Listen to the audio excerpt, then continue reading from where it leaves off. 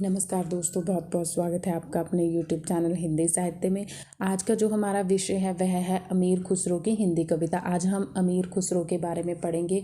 हिंदी साहित्य में उनका क्या स्थान है, हिंदी साहित्य को उनकी क्या देन है, उनकी रचनाएं इत्यादि के बारे में जानेंगे। तो चलिए शुरू करते हैं आज की वीडियो। तो सबसे पहले है अमीर खुसरो अनूठी प्रतिभा के अनूठे साहित्यकार थे। अमीर खुसरो जो हुए हैं वह एक बहुत ही प्रतिभाशाली साहित्यकार हुए हैं। नेक्स्ट है, इनका पूरा नाम अबुल यमीनुद्दीन खुसरो है। इनका जो पूरा नाम है वह है अबुल यमीनुद्दीन खुसरो है इनका पूरा नाम। प्रसिद्ध इतिहासकार जियाउद्दीन बरनी ने अपने ऐतिहासिक ग्रंथ तारीख फिरोज शाही में लिखा है कि बादशाह जलालुद्दीन फिरोज खिलजी ने इन्हें एक चुलबुली फारसी कविता से प्रसन्न होकर इन्हें है जो अमीर का खिताब दिया था। तो जो इनके नाम के आगे अमीर लगता है, यह जो है खिताब इनको जलालुद्दीन फिरोज खिलजी ने दिया था। इसके आगे है, इनका जन्म 1253 ईस्वी में वर्तमान एटा जिले के पटियाली नामक गांव में हुआ था। इनका जो जन्म है वह एटा जिले के पटियाली, एटा है जो यूपी में है, एटा जिला के पटियाली नामक गांव में हुआ था। और जन्म काल है, इनका जन्म समय है जो हुआ था 1253 ईस्वी में हुआ था। इसके आगे नेक्स्ट है, इनके पिता का नाम सैफुद्दीन महमूद था।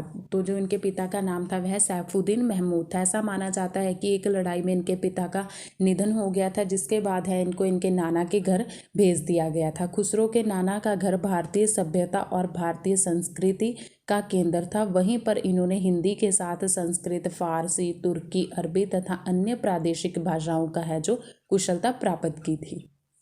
नेक्स्ट है, खुसरो के गुरु प्रसिद्ध सूफी संत हज़रत निज़ामुद्दीन औलिया हैं। जो इनके गुरु हैं उनका नाम है हज़रत निज़ामुद्दीन औलिया, इनके गुरु थे। इनके गुरु का है जो निधन 1325 ईस्वी में हो गया था, जिसके बाद है जो इनको बहुत ही दुख हुआ था इनके निधन के बाद। इनके निधन के बाद है जो 1325 ईस्वी में भी है जो इनका अमीर खुसरो का भी निधन हो गया था।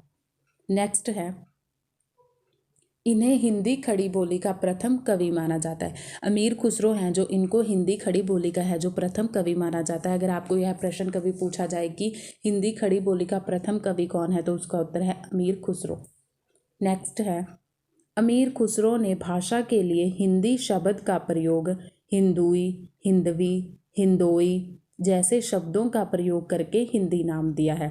इन्होंने है जो भाषा के लिए है जो हिंदी शब्द का प्रयोग, सबसे पहले इन्होंने हिंदोई कहा उसको, फिर हिंदवी, फिर हिंदोई, उसके बाद है जो हिंदी नाम दिया है। नेक्स्ट है,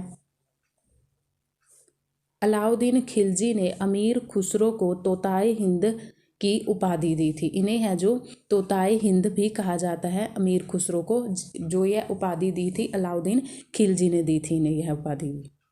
नेक्स्ट है, अमीर खुसरो एक साहित्यकार, इतिहासकार, संगीतकार और गायक भी थे। यह जो है अमीर खुसरो अच्छे एक साहित्यकार होने के साथ साथ एक अच्छे इतिहासकार, संगीतकार और गायक भी थे। संगीत के क्षेत्र में खुसरो ने आवाज़े खुसरबी नामक ग्रंथ की रचना की तथा अनेक नवीन रागों का आविष्कार किया। अमीर खुसरो ने है जो साहित्य के क्षेत्र में एक ग्रंथ की रचना की थी जिसका नाम है आवाज़े खुसरबी नामक। इसके अतिरिक्त इन्होंने नवीन रागों का भी आविष्कार किया था। यह इनके एक अच्छे संगीतकार होने का प्रमाण है। अमीर खुसरो की हिंदी में कोई प्रमाणित रचना नहीं मिलती, किंतु इसका अर्थ यह नहीं है कि उन्होंने हिंदी में रचनाएं ही नहीं की हैं। डॉक्टर भोलानाथ तिवारी ने खुसरो की प्राप्त हिंदी कविताओं को निम्नलिखित 12 वर्गों में रखा है। जो अमीर खुसरो की हिंदी रचनाएं हैं इनकी कोई प्रमाणिकता नहीं मिलती, लेकिन इसका अर्थ यह नहीं है कि उन्होंने हिंदी में है जो रचनाएं नहीं की। डॉक्टर भोलानाथ तिवारी ने है जो खुसरो की प्राप्त हिंदी कविताओं को निम्नलिखित 12 वर्गों में रखा है। तो चलिए देखते हैं। सबसे पहले जो आता है वह है पहेलियाँ। पहेलियाँ हैं जो अमीर खुसरो की बहुत ही प्रसिद्ध हैं। पहेलियाँ जो है किसी व्यक्ति की बुद्धि या समझ की परीक्षा लेने का एक प्रकार से वाक्य या प्रश्न है। पहेलियाँ हैं जो दो प्रकार की होती है। पहली है अंतःलार्पिका, दूसरी है बहिलार्पिका। अंतःलार्पिका होती है जो इसमें है जो पहेली का उत्तर है जो पहेली के अंदर ही रहता है। उसके बाद दूसरी है बहिलार्पिका। बहिलार्पिका में है जो पहेली का उत्तर है जो पहेली के बाहर होता है। उसके बाद दूसरे आती हैं मुकरियाँ। मुकरियाँ हैं जो जैसे नाम से ज्ञात होता है कही हुई बात से मुकर जाना। यह जो है पहेलियों का ही एक रूप है। उसके बाद है दोस्कून, ढकोसले, कवाली। कवाली है जो अमीर खुसरो कवाली के जनक माने जाते हैं। उसके बाद नेक्स्ट है सूफी दोहे, गीत, फुटकर छंद, फारसी हिंदी मिश्र छंद, गज़ल, निस्बतें और लास्ट है खालिकबारी। खालिकबारी है जो अमीर खुसरो की बहुत चर्चित रचना है। डॉक्टर रामशंकर त्रिपाठी ने लिखा है कि खालिकबारी अपने समय की अत्यधिक लोकप्रिय रचना सिद्ध हुई जो एक साथ दो दो अभिष्टों की सहज व्याप्त करा देती है। एक तरफ कविता का आनंद और दूसरी तरफ भाषा का ज्ञान, यानी आम के आम गुठलियों के दाम। तो जो यह खालिकबारी है इसमें एक तरफ तो है जो हमें कविता का आनंद मिलता है और दूसरी तरफ है जो भाषा का ज्ञान प्राप्त होता है। उसके आगे नेक्स्ट हैं जो इनकी कुछ पहेलियां हैं उनको देख लेते हैं। तो सबसे पहली जो पहेली है वह है एक थाल मोती से भरा, सबके सिर वह औंधा धरा, चारों ओर वह थाली फिरे, मोती उससे एक ना गिरे। तो यह इनकी बहुत ही प्रसिद्ध पहेली है। इसका जो उत्तर है वह है आसमान।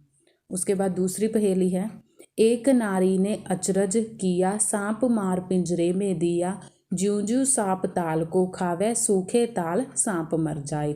तो इसका जो उत्तर है वह है दिए की बाती। तीसरी पहेली है बीसों का सिर काट लिया, ना मारा ना खून किया। इसका जो उत्तर है वह है नाखून। नेक्स्ट है एक गुनी ने ये गुण किया, हरियल पिंजरे में दे दीना, देखो जादूगर का कमाल, डारे हरा निकाले लाल। तो इसका जो सही उत्तर है वह है पान। इस पहेली का जो उत्तर है। अंतिम पहेली है एक परख है सुंदर मूरत, जो देखे वो उसी की सूरत, फिक्र पहेली पाई ना, बोझन लगा आईना। तो इसका जो सही उत्तर है वह है आईना। तो दोस्तों ये था हमारा आज का वीडियो, आज का टॉपिक जिसके बारे में हमने चर्चा की। मिलते हैं एक नई वीडियो के साथ, तब तक के लिए धन्यवाद।